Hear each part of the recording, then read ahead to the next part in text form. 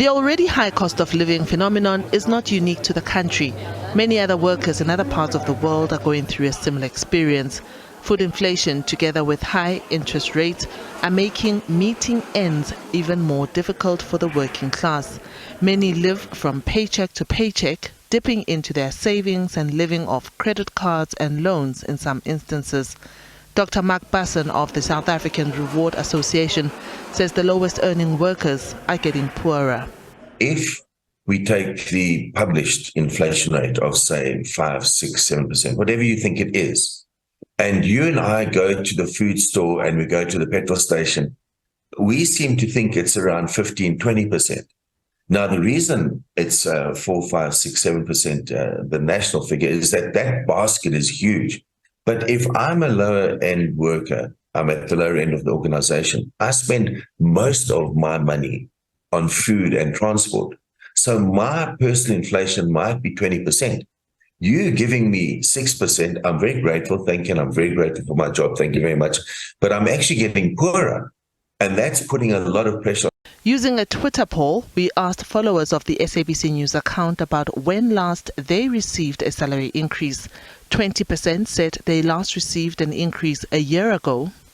13% of the participants said it was 2 years ago, while 27% of users indicated that it's been 3 to 5 years since the last increase, and 40% of those who participated said it has been more than 5 years since they received a salary increase.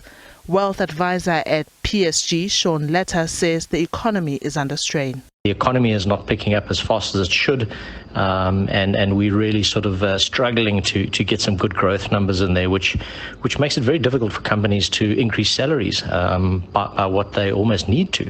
Dr. Bassin says companies themselves are under pressure and unable to grow, attract new investments, let alone give meaningful increases or bonuses under the current economic climate.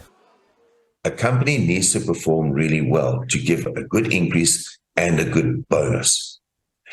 How does a company perform well when one has so many infrastructure challenges that the Swiss or the Japanese or the New Zealand or the Peru or Brazil companies do not have? So we're competing on the global stage, but we have all these challenges that we have to compete with. That means companies are more cautious because they have to make sure that the corporate finance is okay. They also trying not to retrench, because we know that once you retrench, the chances of finding another job in South Africa are very slim. So therefore, it puts pressure on the pay increase. In other words, many are not giving pay increases, and it puts pressure on the bonus system. I'd rather not pay the bonus and keep everyone than pay a bonus and retrench 10%. Letta says there are a few tips that workers can use in order to keep their heads above water. From a budgeting perspective, discipline is definitely required. Most South Africans are sitting with a level of debt that's uncomfortable, and although at the moment it's going to be very difficult to try and rid yourself of that, I think it's something that you need to try and limit the type of debt that you get into, and really just hang on until the interest rates do start coming down, and you're hopefully in a position to really sort of capitalize on that and start paying off debt. Dr. Bassin says this may be an opportune time to look to living wage as a relief measure, particularly for the lowest paid earner, who is the first to feel the pinch when the costs shoot up. The question is, how many organizations are paying it, and should one make it law? That's where I think the conundrum is. If the government makes it law and it leads to more retrenchments, that doesn't help either, because a retrenched voter is not a good voter.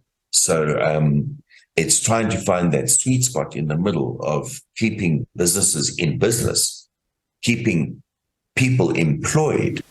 Although the immediate outlook is bleak, Letta believes that the interest rate cycle has reached the top of its cycle and that inflation will also start to cool off. And in the meantime, tightening the belt is the way to go for the working class until the environment gets better. Diabo Seto, SABC News, Johannesburg.